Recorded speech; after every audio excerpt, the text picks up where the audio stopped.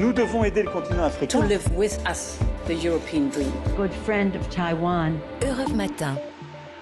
La revue de presse internationale à 6h51 sur Europe 1. Bonjour Nour Chahine. Bonjour. Correspondant d'Europe 1 en Algérie, qu'est-ce qui fait la une chez vous ce matin ?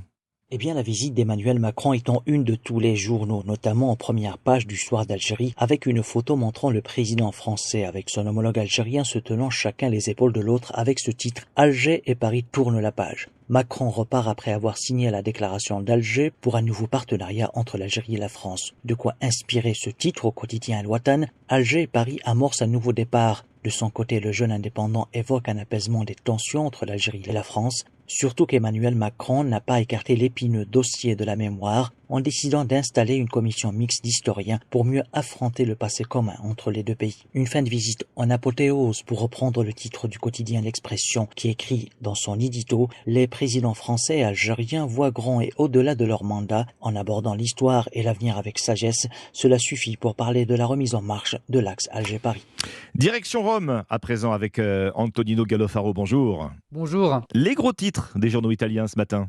De la Pax énergétique. Pax, paix en latin, c'est l'expression qu'a choisi l'ANSA.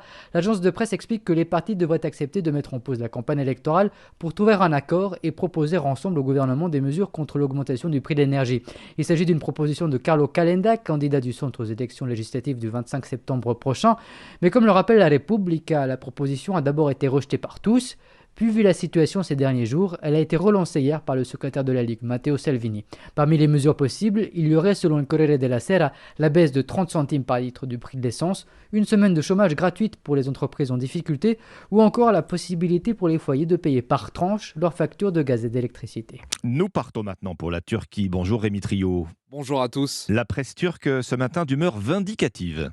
Les journaux turcs s'en prennent unanimement à la Grèce, accusée d'avoir menacé des avions de chasse turcs en mer Égée. Athènes veut-elle la guerre, se demande même CNN turc. D'après les informations du ministère de la Défense, des chasseurs F-16 turcs se trouvaient à l'ouest de l'île de Rhodes quand ils ont été ciblés par des missiles S-300 grecs positionnés en Crète. Le quotidien Hürriyet dénonce un harcèlement. Sabah souligne qu'il s'agit d'actes hostiles selon les règles de l'OTAN.